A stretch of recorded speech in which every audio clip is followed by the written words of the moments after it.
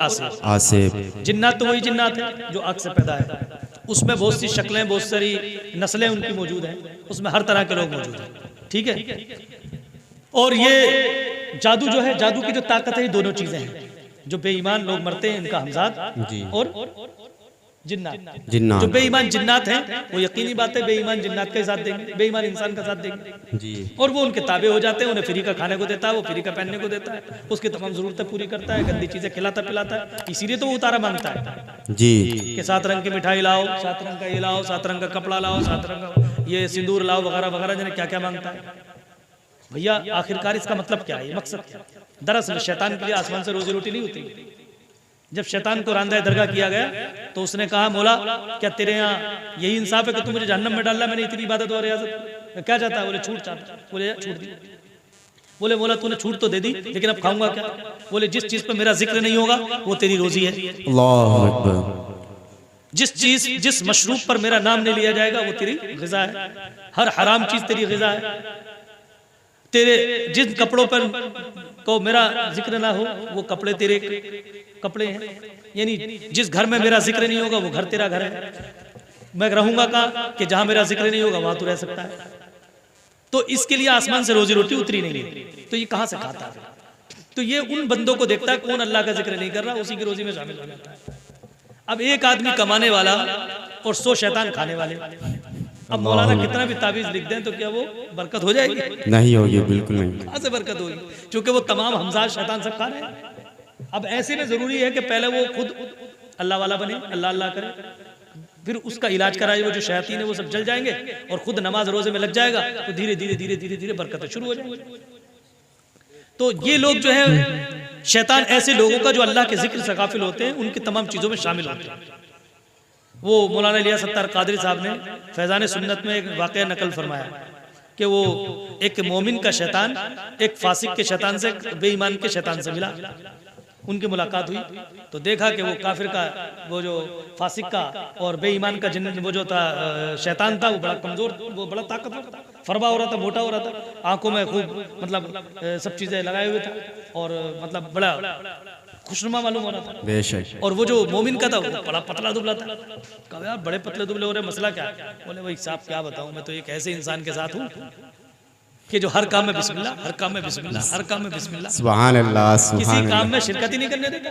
घर में जाता हूँ बिस्मिल्लाह पढ़ लेता है तो मुझे बाहर ही रहना पड़ता सर्दी करके। खाना खाता बिस्मिल्लाह पढ़ लेता तो मैं दूर से देखता रहता।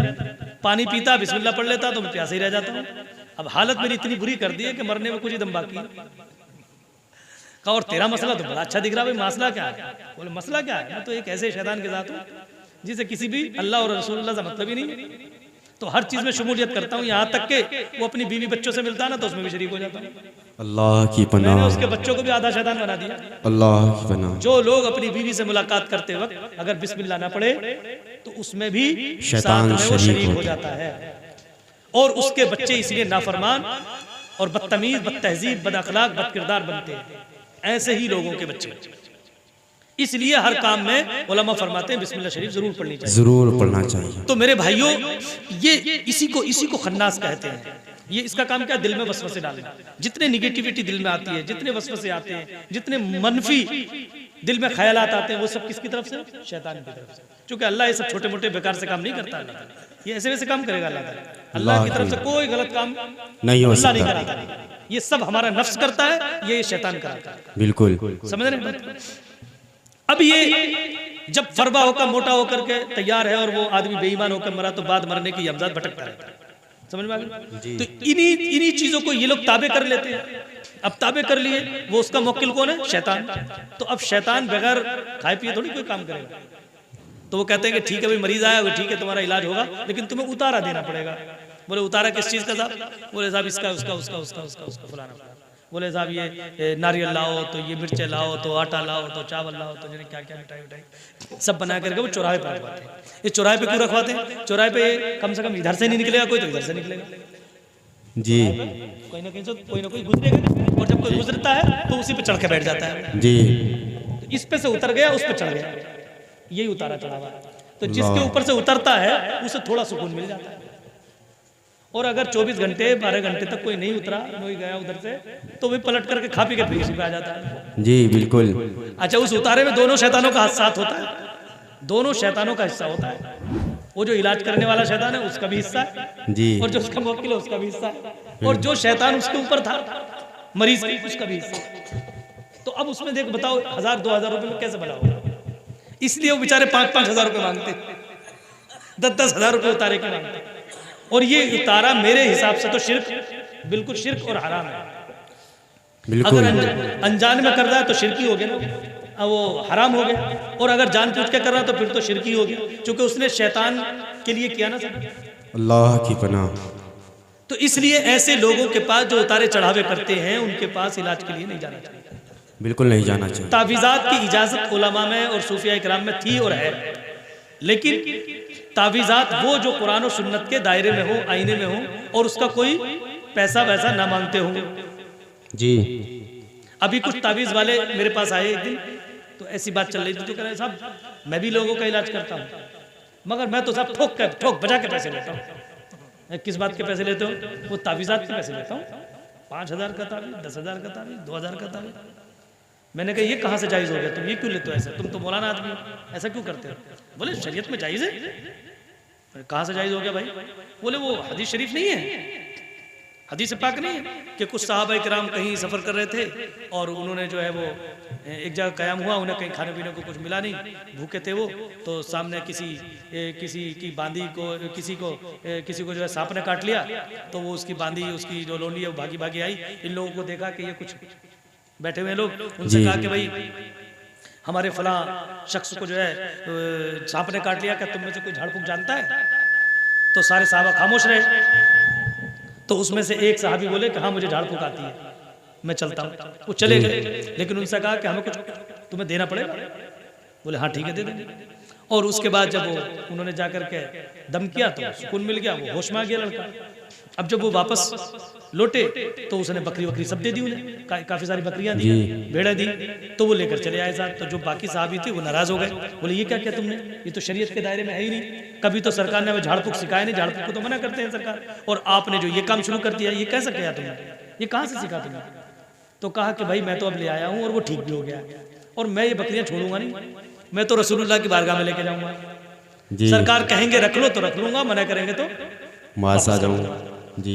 तो बोले अच्छा ठीक है, ये फैसला तुम्हारा सही है, चलो चलते हैं। साहबा किराम रसूल पाक की बारगाह में तशरीफ लाए। सरकार से उन्होंने शिकायत की, जो और साहबा थे, कि या रसूलल्लाह इन्होंने ऐसा ऐसा काम किया। उनसे कहा कि तुमने ऐसा कैसे किया, क्यों किया, क्या पढ़ा था तुमने, क्या दम किया? उन्होंने कहा या रसूलल्लाह आपने फरमाया था कि ये सूरह फातिहा जो है सूरह शिफा है। बेशक सुभान अल्लाह। मुझे यकीन था कि अल्लाह का कलाम है और शिफा देगा, जब सूरह शिफा है तो बिल्कुल, मैंने बिल्कुल। इसी नियत के साथ 7 मरतबा सूरह शिफा पढ़कर दम कर दी, और उसी की बरकत से वो होश में आ गया। बिल्कुल। तो उसने मुझे जो है ये बकरियां दे दी, और हमें जरूरत भी थी बकरियों की, हमने भूखे थे, हमें कुछ कहीं मिला नहीं खाने को। तो आपने फरमाया कि चलो इसमें से मुझे भी हिस्सा दो। सरकार ने मुस्कुरा कर कहा सुभान अल्लाह सुभान अल्लाह। तो अब उसने कहा फिर इसलिए हमें पता चल गया कि अब जायज़ है लोगों से तावीज़ात के पैसे लेना। मैंने कहा इसमें ये कहाँ से साबित हो गया कि तुम तावीज़ात बेचना शुरू कर दो, अल्लाह का कुरान बेचना शुरू कर दो? बोले साहबा ने ले लिया तो हमें लेने में क्या? मैंने कहा अरे अजीब आदमी हुआ, वहां उन्होंने ये तय नहीं किया था, और उन्होंने वो मजबूर भी थे, वो भूखे भी थे जी। और किसी ने उनकी मदद नहीं की, वो परेशान थे। तो ऐसे वक्त में जब आदमी भूखा हो और अपनी जान का मसला हो, जान बचाने का मसला हो, तो ऐसे वक्त में तो बहुत सी चीजें जायज हो जाती हैं। तो वो मजबूर थे, तो उन्होंने, और वो फिर जो है मजबूर थे और कुछ मसाइल उनके सामने थे, इसकी वजह से उन्होंने ऐसा कह दिया था, और इस मजबूरी में उन्होंने, और उसने जो दिया था बतौर तोहफा दिया था, बेशक बेशक, और वो भी बाद में देने को कहा था जब ठीक हो जाए, और तुम तो पहले ही भुना लेते हो। जी पहले ही भुना लेते, जी बिल्कुल, पहले ही भुनाते। बोले ताबीज़ 500 रुपए का है, ठीक होना ना होना मेरे बस में नहीं है, 500 रुपए का ताबीज़। लेकिन उन्होंने तो ये कहा था ठीक हो जाओगे तुम, हमें नजराना दोगे, जी तोहफा दोगे, चूंकि वो मजबूर थे, उन्हें जरूरत थी उस वक्त। तो मजबूरी में आप भी कह सकते हो, अगर मजबूर हो, घर में खाने को नहीं हो, तो उनसे कहो कि तुम ठीक हो जाओ तो मेरे घर में राशन रख जाना, जी आप कह सकते हो। लेकिन तुम तो पहले अपना राशन भरवा लेते हो, तू ठीक हो मत हो, मेरे घर का राशन पहले भर दे। मैंने कहा यार एक हदीस के 2 मफहूम होते, तुम गलत वाला क्यों अपने नफ्स के लिए कबूल करते हो? जो हदीस का सही मफहूम है, जिसके जो सही माना है वही को नहीं समझने की कोशिश करते। आप अगर अल्लाह ना करे तुम कभी ऐसे मजबूर हो जाते हो तो तब तो भीख भी मांगना इजाजत। जी बिल्कुल। तब तो भीख मांग के भी आप खा सकते हो, अपना पेट भर सकते हो। लेकिन वहां आप अल्लाह का कुरान लिख करके बेच रहे हो और फिर उसका अच्छा उर्फ आम में एक गलत मतलब लिया जाता है। ये भी एक मसला है। लोग उसे गलत समझते हैं कि यार देखो ये कुरान बेच रहे हैं, ये दुआएं बेच रहे हैं। अबे दुआओं का कोई बदल हो सकता है? कुरान का कोई बदला हो सकता है? बिल्कुल नहीं हो सकता। लोगों ने तो अल्लाह के दीन के लिए, अल्लाह के कुरान के लिए, अल्लाह के इंसानियत के, अल्लाह के बंदों के लिए क्या क्या कुर्बानियां दी हैं, और तुम जरा सी झाड़ फूक नहीं कर सकते लोगों की इमदाद के लिए और मदद के लिए। तो बहरकैफ तो ये लोग जो इस किस्म की चीजें रखते हैं ये गलत तरीका है, ये सूफियों का तरीका नहीं है। जी बिल्कुल नहीं। हमें चाहिए कि हम वो काम करें जो हमारे उलमा इकराम ने हमें इजाजत दी है, सूफिया इकराम ने हमें तरीका बताया है, और लोगों की खिदमत का एक जरिया है खानका भी। तो मेरे प्यारे मुहतरम इस्लामी भाइयों, ये तीन चीजें हैं, जिन्नात, जादू और आसेब। आसेब किसको कहते हैं? जब इंसान के ऊपर ये खन्नास सवार हो जाता है तो उस असर को आसेबी असर कहते हैं। ये जो खन्नास होता है उसको आसेबी असर कहते हैं। जी आसेबी असर कहते हैं। और जिन्नात को तो जिन्नात ही कहते हैं। और जादू की यही दोनों ताकतें हैं। अब आपको इजाजत दी, मैंने तस्बीह दी, तो आपको इस्तिखारा या इस्तिगासा करना है तो उसका तरीका यह है कि आप 7 मरतबा वजीफा पढ़ लें, यानी बारगाह गौस में इस्तिगासा करें। जी इस्तिगासा कहते हैं मदद तलब करने को किसी भी अल्लाह के वली की बारगाह में। तो आप अल्लाह के वली की बारगाह में, गौसे पाक की बारगाह में, गरीब नवाज की बारगाह में, साबिर पाक की बारगाह में, या जिन बारगाहों में रूहानी अदालत लगती है उन बारगाहों में आप इस्तिगासा कर रहे हैं कि या सय्यदी सरकार साबिर पाक, ये फुला इब्ने फुला या बिनते फुला फुला है, इसको आसिबी असर है या नहीं। अगर आसिबी असर होगा तो तस्बीह आगे पीछे ही लेगी, नहीं होगा तो साइड में लेगी। और दिल पे इल्का होगा, यानी दिल मजबूत हो जाएगा कि हाँ ऐसा ही है। जिन्नात है, आप इस्तिगासा कर रहे हैं तो तस्बीह आगे पीछे ही लेगी, अगर है तो, नहीं है तो साइड में लेगी। और दिल में इल्का भी होगा। जादू है तो भी ऐसे ही होगा। और चौथी चीज होती है जिस्मानी अमराज। अगर जिस्मानी मर्ज है तो तस्बीह आगे पीछे ही लेगी, नहीं है तो साइड में। ये 4 चीजें होती हैं। अल्लाह ताला ने हमारे जिस्म को मिट्टी, पानी, हवा और आग से बनाया है। इनमें कमी बेशी होती है तो जिस्मानी बीमारियां पैदा होती हैं। और रूह को अल्लाह ताला ने अपने प्यारे नबी के नूर से हमारी रूहों को पैदा फरमाया। बेशक उसमें नूरानियत में कोई शैतानियत दाखिल होती है तो वो शैतानी बीमारी और रूहानी बीमारी कहलाती है। जी तो उस रूहानी इलाज का इलाज तो वही लोग करेंगे जो रूहानियत के स्पेशलिस्ट हैं। बेशक। और जिस्म का इलाज वो डॉक्टर्स कर सकते हैं, हकीम कर सकते हैं, अतिब्बा कर सकते हैं जो उसके स्पेशलिस्ट हैं। जी बिल्कुल। अगर जिस्म के अंदर 4 चीजें हैं, मिट्टी, पानी, हवा और आग, इनमें से कमी बेशी हो जाए, यानी मिट्टी की कमी हो जाए तो डॉक्टर क्या करता है? ताकतवर दवाइयां दे देता है। पानी की कमी होती है तो पानी चढ़ा देता है। हवा की कमी होती है तो ऑक्सीजन चढ़ा देता है। आग की कमी होती है तो गर्म दवाइयां दे देता है। इससे हमारी बॉडी का संतुलन, हमारी बॉडी का टेम्परेचर सिस्टम सही हो जाता है, जिससे हमारी बॉडी स्वस्थ हो जाती है, सेहतमंद हो जाती है और हम अपने आप को सही महसूस करते हैं। जी लेकिन कई बार हम बहुत दवाइयां खाते हैं लेकिन दवाई काम नहीं करती। डॉक्टर भी परेशान रहता है, एक्सरे में कुछ नहीं आता, सिटी स्कैन में भी कुछ नहीं आता, तमाम जांच कराते हैं उसमें कुछ नहीं आता। उसके बाद डॉक्टर कहता है साहब ये तो समझ में आ नहीं रहा। तो ऐसे में आपको चाहिए कि आप किसी अल्लाह वाले की तरफ रुजू करें। बेशक। वो अल्लाह वाले चूंकि अहले रूहानियत होते हैं, वो रूहानियत के माहिर हैं और वो कुर्बे इलाही हासिल कर चुके हैं, तो उन्हें एक चीज का पता होता है रूहानियत का। तो जी अब बिल्कुल। तुम्हारे रूहानी तौर पर जो चीज शैतानियत अंदर दाखिल हो चुकी है वो अपने रूहानी हाथों से निकाल कर उसे जला देते हैं। बेशक। सुभान अल्लाह। रूह साफ हो जाती है, आपको लगता है कि मैं तो बिल्कुल सेहतमंद हो गया। जी। और हमारे असली इंसान, हमारा जो कौन है वो रूह है। रूह अगर हमारे इस मकान से निकलकर बाहर चली जाए तो इंसान चाहे जितना मोटा हो, जी बिल्कुल, फिर एक लाश ही हो जाता है, लाश हो जाता है। अगर अंदर से रूह निकल गई तो इंसान मुर्दा है। तो इसका मतलब मिट्टी, पानी, हवा कोई माना नहीं रखते, क्योंकि मिट्टी, पानी, हवा और आग से मकान बनता है और अल्लाह के जिक्र से इंसान बनता है। अल्लाह के जिक्र से ईमान बनता है। जब अल्लाह का हम जिक्र करते हैं तो हमारी रूह रिचार्ज होती है, क्योंकि अल्लाह के जिक्र से नूर नाजिल होता है, नूर नाजिल होता है। और ये जिक्र की और इस जिक्र में और उस वक्त बरकत मिलती है और उस वक्त ज्यादा फायदा पहुंचता है जब हम किसी अल्लाह वाले के तवस्सुल से अल्लाह की बारगाह में इस्तिगासा करते हैं। अल्लाह की बारगाह में मदद तलब करते हैं, बेशक। यानी खूब जिक्र करते हैं। हम किसी शेख से जुड़ गए तो चूंकि वो हमसे पहले अल्लाह की बारगाह में कुर्ब हासिल कर चुके हैं, तो वो हमारे लिए ट्रांसफार्मर का काम करते हैं। बेशक। तो करंट बड़ी आसानी से जल्दी आ जाता है, वरना हम लोग तो इतना जानते नहीं, तो अटक से भटकते रहते हैं। शैतान भटकाता रहता है कि तेरा जिक्र कबूल ही नहीं हो रहा, तुझे तो ये दिक्कत है, तुझे तो वो दिक्कत है, तेरा अल्लाह तो पता नहीं कहाँ है, तू कैसे भटकता फिर रहा है, तुझे तो अल्लाह तेरी दुआएं तो कबूल ही नहीं करता। यानी इस किस्म के वसवसे डालता है। ऐसे में जब हम किसी के मुरीद होते हैं, किसी के सिलसिले से जुड़े होते हैं, और जब शैतान इस किस्म के वसवसे डालता है, तो अल्लाह वाले कहते हैं, अरे ऐसे कैसे होता है, अल्लाह रहमान और रहीम है, अल्लाह करीम है, अल्लाह सत्तार है, अल्लाह गफ्फार है, तो क्यों ना उम्मीद हो गया अल्लाह तक आ जा मेरे करीब आ, अल्लाह तो तेरी रगो जहां से भी ज्यादा करीब है। बेशक सुभान अल्लाह। तो वहां शैतान का वार खत्म हो जाता है, उसके वसवसों को अल्लाह के वली के वो कलिमात दूर कर देते हैं। इसलिए अल्लाह के वलियों की सोहबत में रहने से शैतान सारी से चीजें कामयाब हो जाती हैं। बेशक। सोहबते वो क्या है, यक जमाना सोहबते बाओलिया, यक जमाना सोहबते बाओलिया, बेहतरस सद साला ताअत बेरिया। बेरिया। अल्लाह के वली की सोहबत चंद लम्हों की, सद साला बेरियाकारी की इबादत से अफजल है। बेशक बेशक। चूंकि बेरियाकारी की इबादत में अगर उस कोई निगरान ना हो, निगरानी करने वाला ना हो तो सकता है कि शैतान वो 100 साल की इबादत चंद लम्हों में खत्म कर दे। बेशक। और हम चंद लम्हे अल्लाह वालों की सोहबत में बैठे, अगरचे बहुत ज्यादा जिक्र ना कर सके, लेकिन अल्लाह वालों की नजर पड़ी तो अल्लाह वाला बना दिया। जी जी। अल्लाह अल्लाह करने से कई बार अल्लाह नहीं मिलता, लेकिन अल्लाह वाले हैं जो अल्लाह से मिला देते हैं। अल्लाह वाले हैं जो अल्लाह से मिला देते हैं। देखो, तो इसलिए आपको हमें चाहिए कि अगर हमारा कोई शेख नहीं है तो जो तुम्हारे मन को भाए उस शेख की इताअत कर लो, बैत कर लो, इंशाअल्लाह वारे न्यारे होंगे।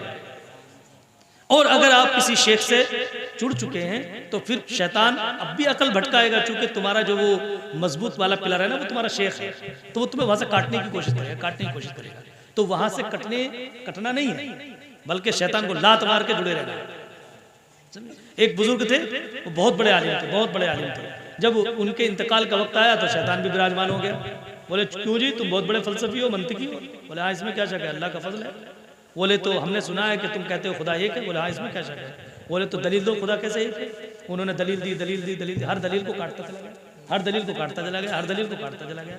अब वो बड़े परेशान, इधर नज़ा का वक्त और इधर ये शैतान नए से नए सवाल कर रहा है। ऐसे में उनको याद आया, मैं क्यों इसके पीछे पड़ा हूँ, इसके जवाब की बजाय अपने पीर को क्यों ना पुकारूं। उन्होंने अपने मुर्शिद को पुकारा।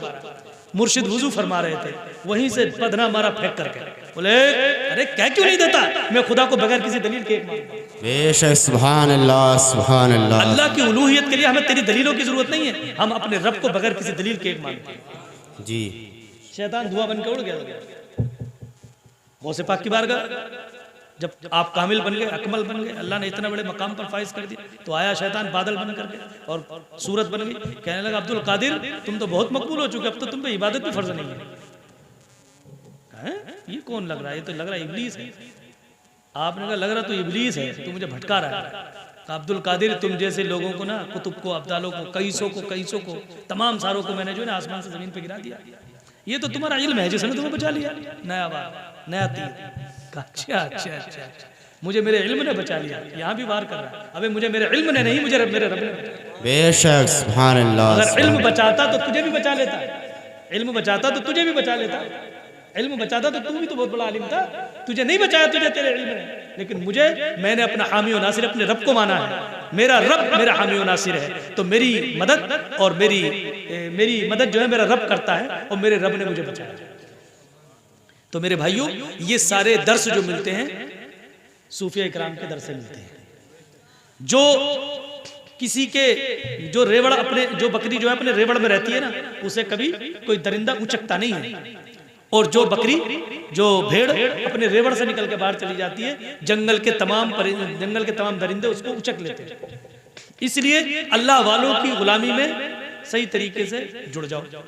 आपने देखा होगा, चाहे जितना भी बेनमाजी हो हमारा सुन्नी सूफी, और वो किसी का मुरीद है, तो बड़े से बड़ा वहाबी भी उसे देवबंदी नहीं बना सकता। जी बिल्कुल। जल्दी वो कब्जे में नहीं आता, वो कब्जे में नहीं आता, क्योंकि वो जो उसके पट्टा है ना, वो से गले में जो पड़ा है, वो उसे कहीं जाने नहीं देता। जल्दी से कोई किसी बुजुर्ग का मुरीद, चाहे वो बेचारा नमाजी ना हो, दीनदार ना हो और पढ़ा लिखा भी ज्यादा ना हो, लेकिन उसके गले में जो निस्बत का एक पट्टा पड़ा है, वो जो है उसे कहीं गिरने नहीं देता।